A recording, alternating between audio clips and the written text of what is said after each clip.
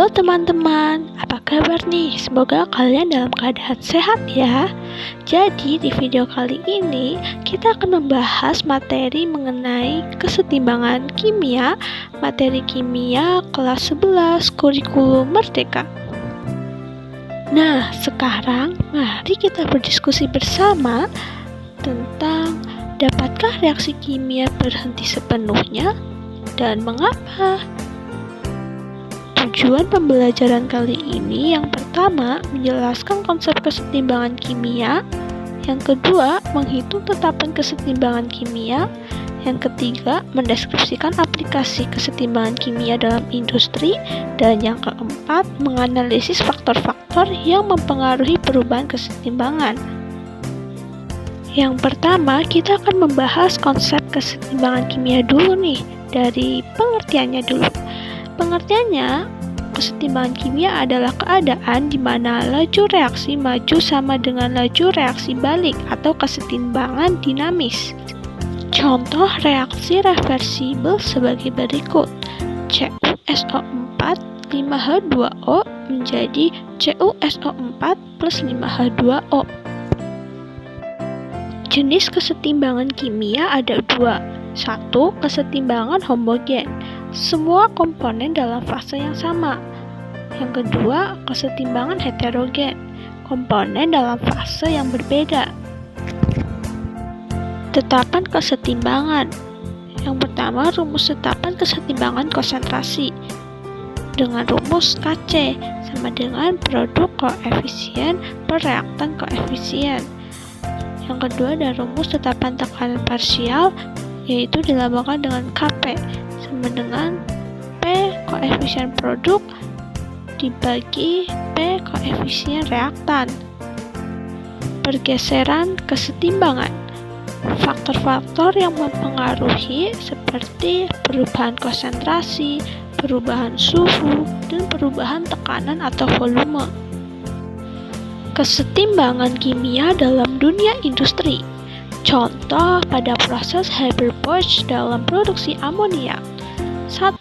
Ditemukan oleh Fritz Haber pada 1968 sampai 1934, di mana beliau mengembangkan prinsip reaksi untuk menghasilkan amonia.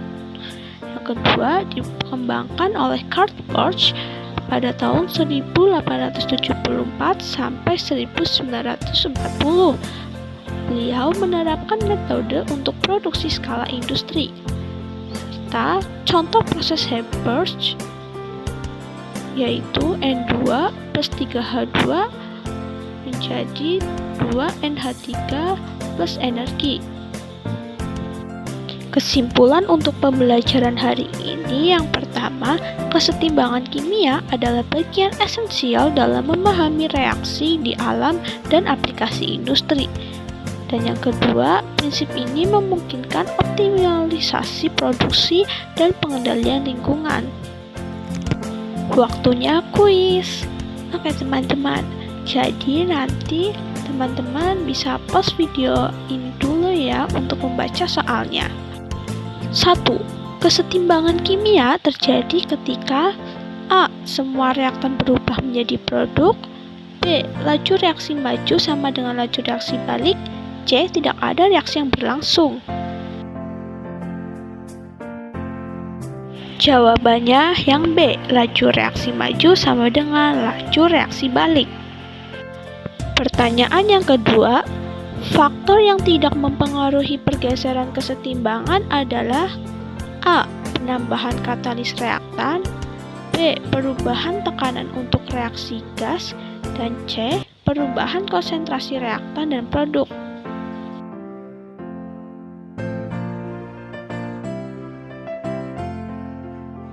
Jawabannya yang A. Penambahan katalis reaktan.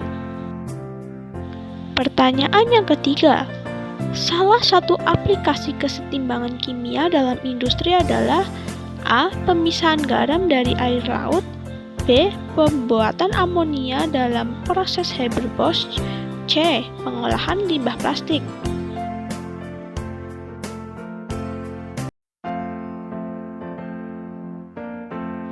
Jawabannya yang B. Pembuatan amonia dalam proses Haber-Bosch.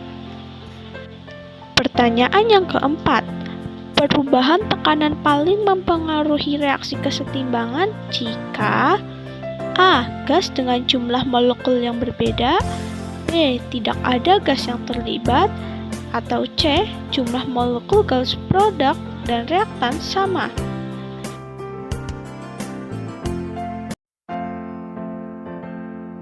Jawabannya yang A, gas dengan jumlah molekul yang berbeda. Pertanyaan yang kelima, proses Haber-Bosch menggunakan tekanan tinggi karena A.